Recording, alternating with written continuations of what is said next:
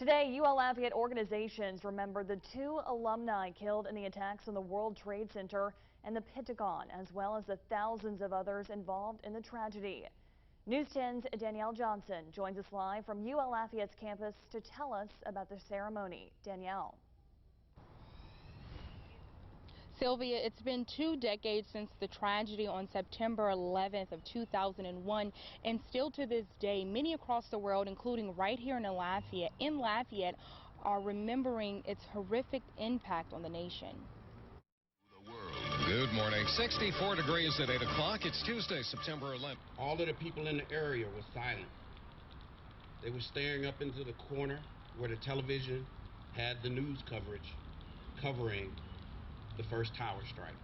Still to this day, there is a moment of silence for all involved and those impacted by the historic tragedy. A tragedy that shook the nation 20 years ago, resulting in thousands of lost lives. 2 of those were UL Lafayette alumni. Sunai Ong, an electrical engineer killed in the World Trade Center, and Robert Himmel, an industrial engineer killed in the Pentagon. She was on the 95th floor. Like many, Reginald Sterling says he remembers exactly what he was doing on the day and time of the 9/11 attack. A young staff sergeant who worked part-time as a JROTC instructor, he says the morning of the attack he planned to hand out uniforms to students. Moments later, the day's plan drastically shifted. Then I heard a scream from the colonel's assistant down the hall. In that moment, Sterling dropped everything and ran to see what happened. He then received the tragic news about the 9/11 attack. For the next few months, he found himself deployed, helping to recover the area.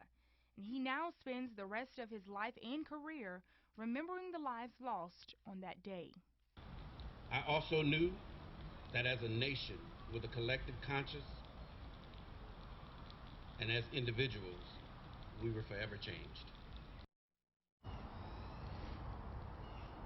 And UL officials say they will continue to send their support to the families of both victims. In Lafayette, Danielle Johnson, KLFY News 10.